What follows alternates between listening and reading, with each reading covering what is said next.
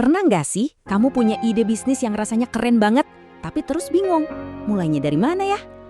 Banyak yang bilang kuncinya itu ada di ide yang super brilian. Tapi gimana kalau saya bilang, ada satu hal yang jauh lebih penting dari ide itu sendiri. Nah, inilah rahasianya, mendengar sebelum mencipta. Yuk kita kupas tuntas bareng-bareng.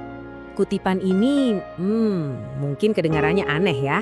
Bukannya semua startup hebat itu berawal dari ide yang gila dan orisinal? Ternyata teman-teman, terlalu fokus sama ide orisinal itu seringkali malah jadi jebakan. Kok bisa? Nah, justru disitulah letak rahasianya.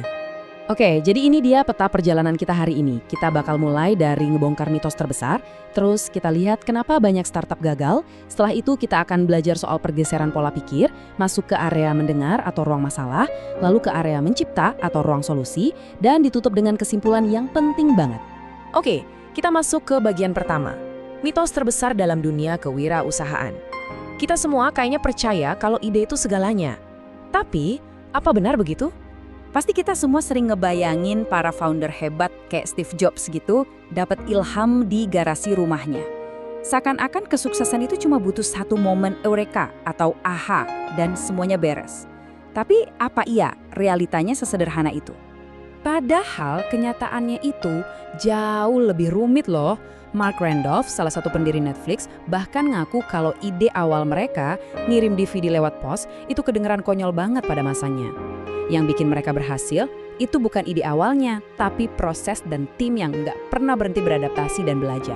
Nah, gara-gara terlalu terobsesi sama ide cemerlang ini nih, banyak banget startup yang akhirnya jatuh ke perangkap yang sama. Perangkap apa tuh? Yuk kita lihat. Coba bayangin deh, kamu udah habisin waktu berbulan-bulan, bahkan mungkin bertahun-tahun buat bikin sebuah produk. Kamu yakin banget ini bakal laku keras. Tapi pas di launching, krik-krik.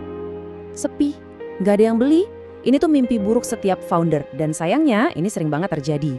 Nah, akar masalahnya tuh sebenarnya di sini. Kita jatuh cinta sama produk kita, bukan sama masalahnya pengguna. Kita sibuk nambahin fitur-fitur keren, padahal seharusnya kita sibuk memahami manusia yang akan pakai produk itu. Kuncinya adalah geser dari product-centric jadi human-centric. Oke, jadi gimana caranya kita bisa pindah fokus dari produk ke manusia? Nah, ada satu toolset atau cara berpikir yang ampuh banget buat ini. Jawabannya adalah design thinking. Ini bukan cuma soal desain grafis atau bikin produk jadi cantik ya. Ini adalah sebuah pola pikir, sebuah metodologi yang selalu menempatkan manusia sebagai pusat dari segalanya. Ada 5 langkah utama dalam design thinking.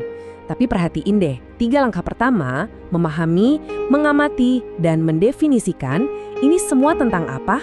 Tentang mendengarkan, bukan menciptakan. Tujuannya jelas banget.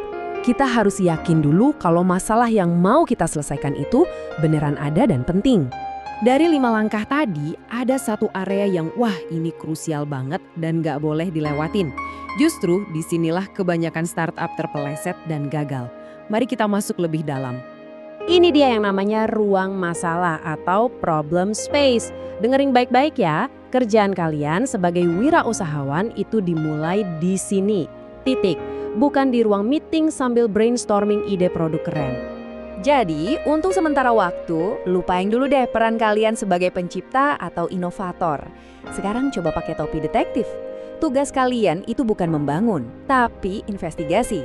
Siapa sih targetnya? Apa TKP masalah mereka? Apa aja keluh kesah mereka?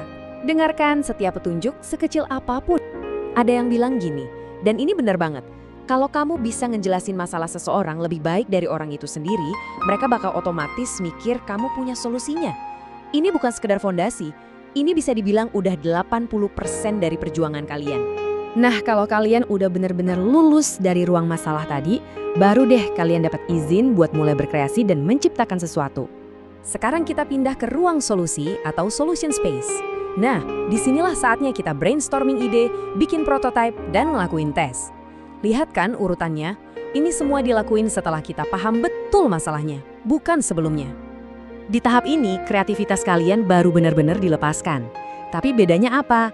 Kalian gak lagi nembak asal-asalan di kegelapan. Kalian itu udah kayak pemanas jitu yang tahu persis targetnya di mana, karena udah kalian pelajari baik-baik di ruang masalah tadi. Oke, buat ngerangkum semuanya, ada satu pertanyaan simpel tapi super kuat yang bisa jadi filter buat semua ide bisnis kalian ke depannya. Coba tanyakan ini pada diri sendiri. Ide saya ini sebuah vitamin atau sebuah painkiller? Vitamin itu enak kalau ada, tapi ya kalau nggak ada juga nggak apa-apa. Orang bisa hidup tanpanya. Tapi painkiller itu sesuatu yang wajib punya, yang benar-benar nyelesain masalah yang nyata, mendesak, dan bikin pusing. Nah, ide kamu harus jadi painkiller. Jadi ingat ya, bisnis yang sukses dan bertahan lama itu bukan yang jualan vitamin. Mereka adalah painkiller. Mereka jago banget nemuin rasa sakit yang nyata di pasar. Dan mereka datang sebagai obatnya. Jadi mulai sekarang, coba deh lupain dulu pertanyaan apa ya yang bisa gue ciptakan, ganti pertanyaannya jadi ini. Masalah nyata apa yang akan saya dengarkan dan selesaikan terlebih dahulu. Jawaban dari pertanyaan itulah awal dari perjalanan wirausaha kalian yang sesungguhnya. Selamat mendengarkan!